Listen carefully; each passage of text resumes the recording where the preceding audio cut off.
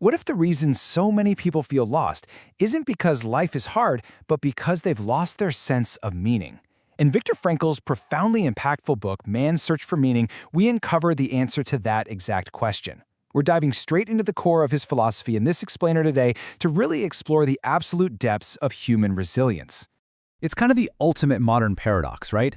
Think about it. Today, so many of us have our basic needs completely met: food, shelter, safety, yet we still experience this deep, pervasive emptiness. Frankl actually called this the existential vacuum. It's that feeling of utter boredom and just lack of direction. So rather than just giving you a dry historical summary, we're going to use Frankl's insights to investigate exactly why we feel this way, and more importantly, how we can actually step out of it. That brings us to part 1, the illusion of happiness. Society is constantly trying to cure our existential boredom by telling us to just go chase pleasure or, chase success.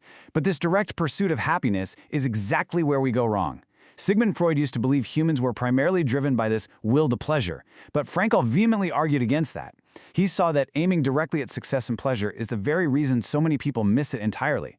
True fulfillment only ever arises as a byproduct, like a side effect, of dedicating yourself to a cause or a person that's greater than yourself. He had this incredible way of phrasing it. Happiness cannot be pursued, it must ensue. Meaning, when we make happiness our direct target, we inevitably miss it. We are literally looking in the wrong place. And this forces us to ask a terrifying but totally necessary question.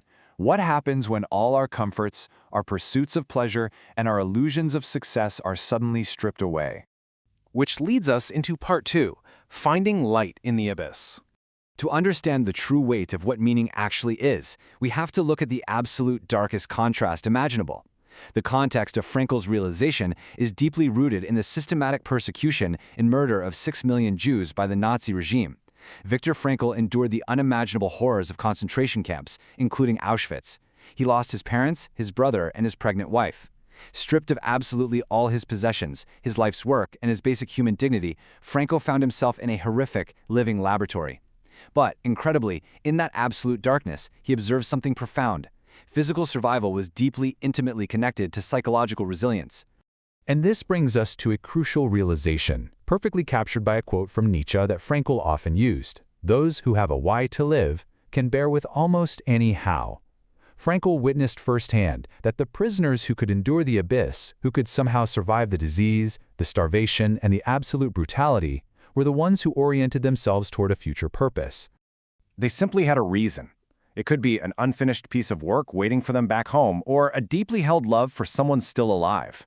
Meaning wasn't just some luxury for these survivors. It wasn't a philosophical thought experiment you ponder over coffee. It was an absolute biological and spiritual necessity for life. This unimaginable crucible brings us to part 3, the will to meaning. Out of this intense darkness, Frankl solidified a completely new psychological framework called Logotherapy. And it's built entirely on one singular premise: the will to meaning. It's the fundamental, primary motivation for human beings. We aren't primarily driven by a quest for pleasure, or even a quest for power like Alfred Adler taught. We're driven by purpose. We are naturally drawn to find something or someone worthwhile to live and work for. And honestly, this shifts our entire perspective. We are not asking life for meaning. Life is actually questioning us. Crucially, Frankl insists that meaning can't just be artificially invented or made up. It exists out there in the world, waiting for us to discover it.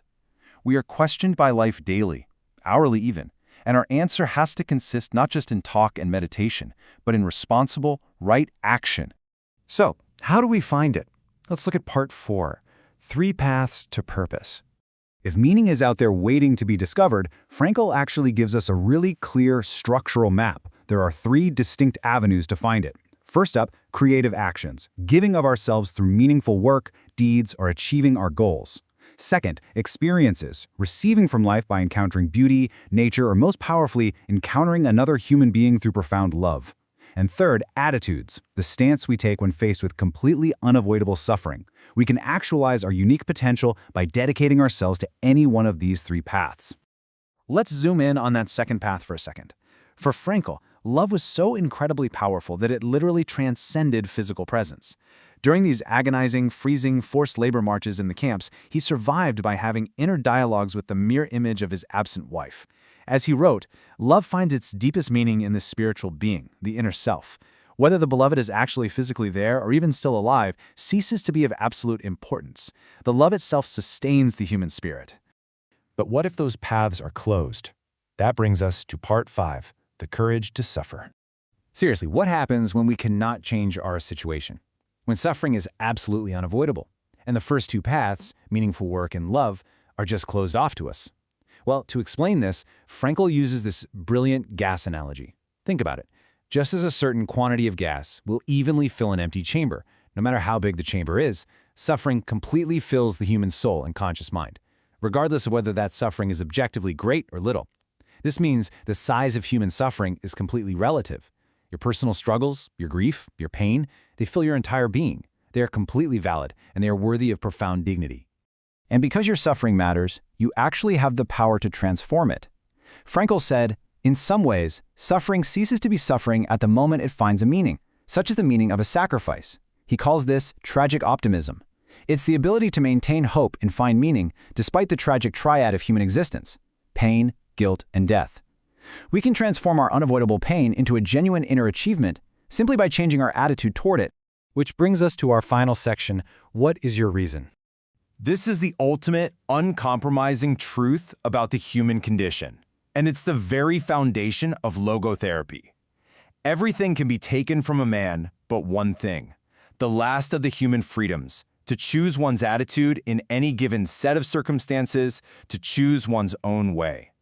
Even in a concentration camp, where all external liberty is totally annihilated, where your body is owned and starved, every single human being retains the spiritual freedom to decide exactly what their existence will become in the very next moment. But listen, this freedom is a two-sided coin. Freedom requires responsibility. In fact, Frankl once joked that the Statue of Liberty on the East Coast should be supplemented by a Statue of Responsibility on the West Coast. If we possess this incredible freedom of will, we are entirely responsible for stepping out of our existential vacuum. We are the ones responsible for answering life's call. As we wrap up this explainer today, I want this to really echo in your mind. Everyone has a specific vocation or a mission in life. Your unique task literally cannot be replaced by anyone else, nor can your life ever be repeated.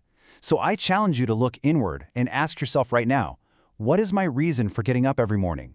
If this explainer challenged your perspective today, or maybe helped you see your own struggles in a whole new light, please make sure to subscribe, like, and share it.